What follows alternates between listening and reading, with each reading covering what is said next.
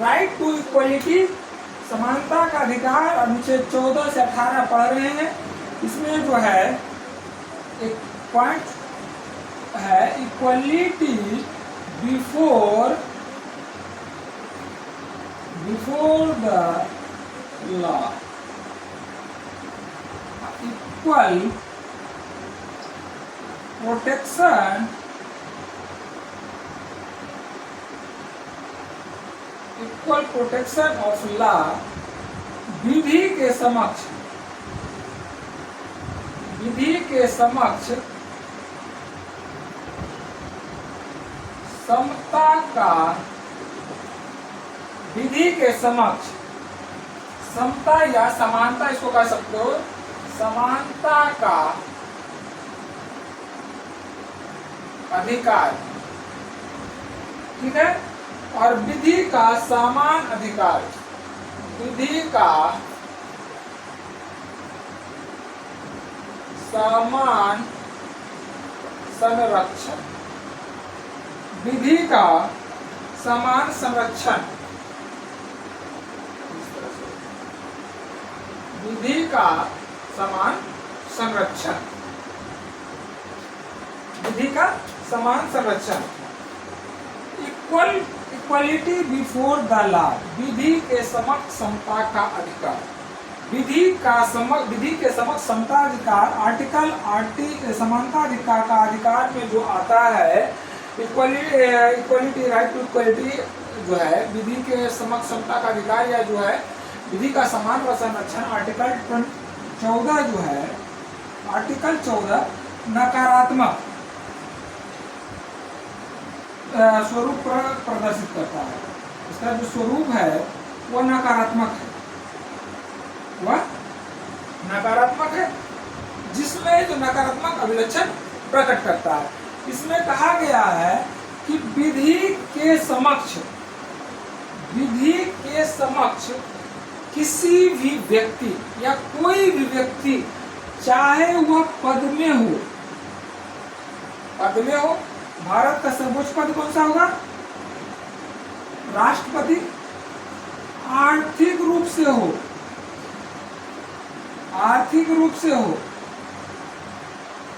या राजनैतिक रूप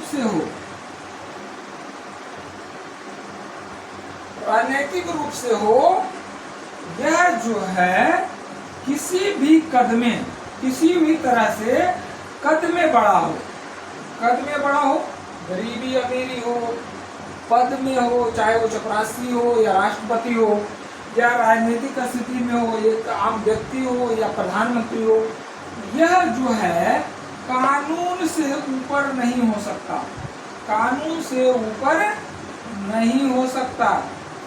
विधि का शासन है, भारत में किसका शासन है? विधि का शासन है, कानून का शासन है, विधि का शासन है, किसका शासन है? विधि का शासन है, कानून का शासन है, और उस कानून का जो है सामने इक्वलिटी है, विधि के समक्ष समता का अधिकार, यानी विधि के सामने, कानून के सामने व्यक्ति चाहे किसी भी रूप से कद में बड़ा हो, वह समान होगा, वह जो है समान होगा।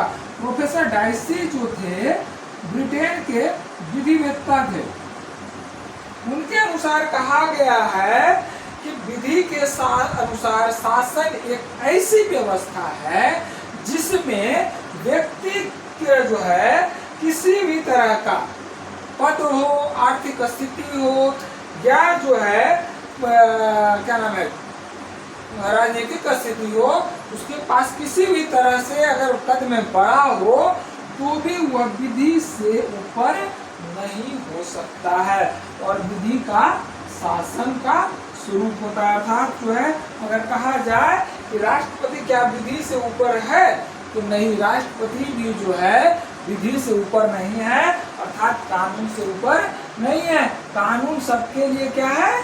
समान है, चाहे वो डीआरएम हो, एडीआरएम हो, या डिस्ट्रिक्ट मजिस्ट्रेट हो, तो कोई भी हो, या आम पब्लिक हो, विधि से या कानून से ऊपर नहीं हो सकता है। मतलब एक इसका जो है अपवाद है, ब्रिटेन का जो शासन व्यवस्था है, अपवाद ब्रिटेन में जो है क्राउन जो है कानून से ऊपर है, क्राउन कानून से ऊपर है। ब्रिटेन में कानून जो है कानून से नीचे है, कानून से ऊपर है, यानी क्राउन जो है सर्वे सर्वा माना जाता है। वहाँ का जो राजा होता है या रानी होती है वो सर्वे सर्वा मानी जाती है। ठीक है, अगला पॉइंट है equality protection of law. Equal protection of law, विधि का समान संरक्षण। इसमें जो कहा जाता है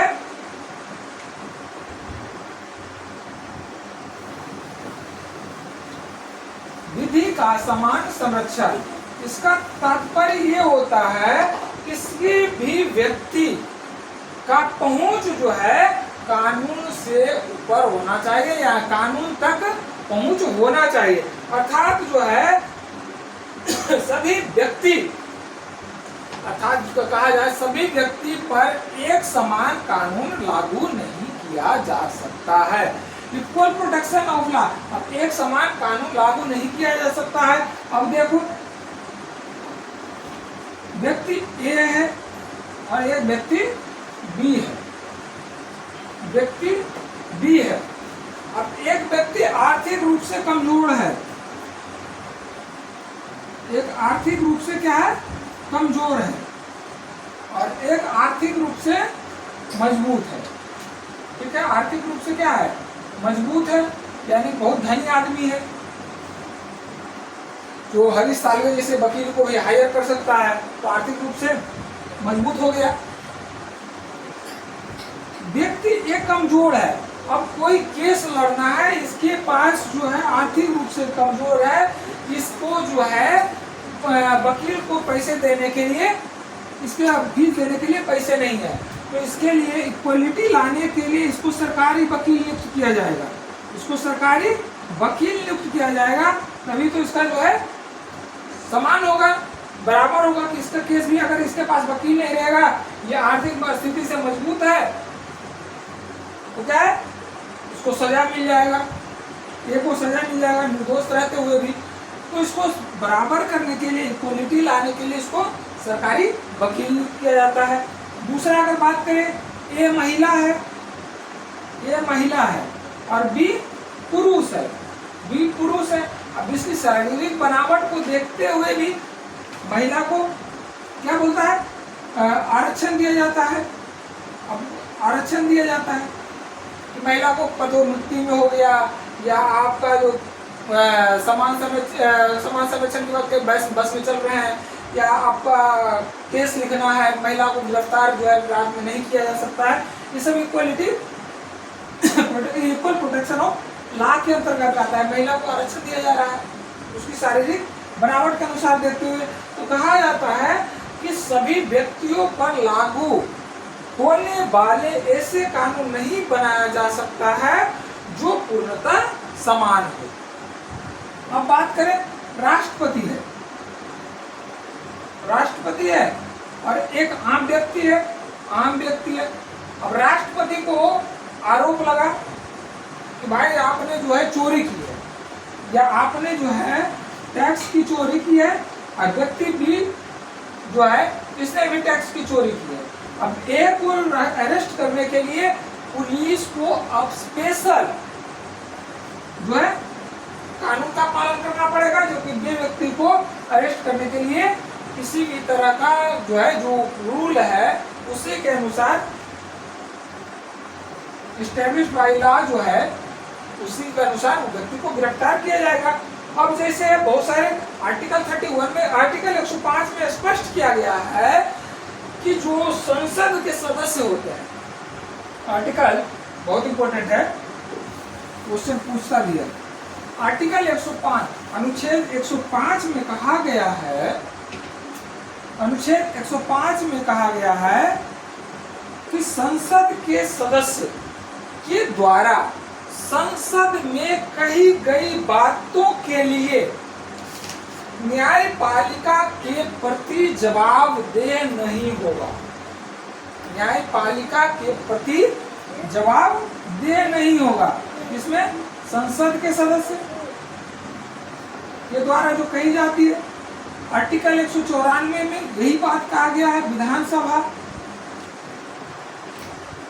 या विधान परिषद के सदस्यों के द्वारा जो है कही गई बातें न्यायपालिका के प्रति जवाबदेह नहीं होगा। आर्टिकल 31 में कहा गया है, आर्टिकल 31 के क्लाउज ग में कहा गया है कि किस जो आर्टिकल 31 25वें संविधान संशोधन 1971 के तहत स्पष्ट किया गया है कि जो अनुच्छेद 39 का डीपीएसपी का तत्व है, डीपीएसपी आर्टिकल कब से 36 से 51 आर्टिकल, और जो आर्टिकल 39 के और आर्टिकल 39 का ग में जो है कही गई बातों के लिए, अगर आर्टिकल जो है कही गई बातों के तहत जो है उद्देश्य को पूरा करने के लिए उसको किया जाता है तो वह आर्टिकल 14 का उल्लंघन नहीं माना जाएगा, उल्लंघन नहीं माना जाएगा। ठीक है, उसके उल्लंघन नहीं माना जाएगा। आर्टिकल 361 में कहा गया है कि आर्टिकल 361 में कहा गया है कि राष्ट्रपति अगर है, राष्ट्रपति और राज्यपाल अपने पद पर आसीन रहते हुए अपने पद पर बने हुए अगर हैं तो वह जो है इस दौरान अपने कार्यों के लिए न्यायालय के प्रति कोई जवाबदेह नहीं होगा। राज्यपाल हो और राष्ट्रपति जब तक अपने पद पर बने हुए हैं तो वह न्यायालय के प्रति जवाबदेह नहीं होंगे। तो यह जो है with equal protection of law कहा गया है, ये सकारात्मक विधि को प्रस्तुत करता है। यह जो है सकारात्मक या जो है प्रस्तुत करता है। अनुच्छेद जो है अनुच्छेद 361 के तहत राज्यपाल को भी यह अधिकार मिला है, या फॉरेन डिप्लोमेट्स हो गया या यूनिवर्सल एजेंसी हो गया जो इस अनुच्छेद से मुक्त रखा गया, उसे स्पेशल ट्रीटमेंट दिया जा सकता है या स्पेशल ट्रीटमेंट दिया जा सकता है। या आपका जो अगर इक्वलिटी की बात करें, इक्वल प्रोटेक्शन की बात करें तो आपका जो गुप्तचर हो गया, आपका राय एजेंसी हो गया या इसके सदस्य हो गए तो उसको आर्टिकल 14 से अलग रखा गया है। तो ये हुआ equal protection of law, equality before the law. ये है आर्टिकल जो है 14 का समानता का अधिकार का मेन पार्ट। ठीक है, इसको नोट करें। ये वाला जो है अगर डीपीएसपी का जो तत्व है आर्टिकल 39 का 39 के ग के उद्देश्यों को पूरा करने के लिए अगर कोई कानून बनाया जाता है तो उसे अनुच्छेद 14 का उल्लंघन नहीं माना जाएगा। ठीक है, यह अर्थात जो कहा जाता है डीपीएसपी के तत्वों को directive principle of state policy यानी कि निधि निर्देशक तत्व के उद्देश्यों को पूरा करने के लिए कोई कानून बनाया जाता है, विधि बनाया जाता है, उसे अनुच्छेद 14 का उल्लंघन नहीं माना जाएगा। बहुत इंपॉर्टेंट है, वन डे एग्जाम के लिए यह क्वेश्चन अनिवार्य है। ठीक है, आगे पढ़ेंगे आर्टिकल 15। आर्टिकल 15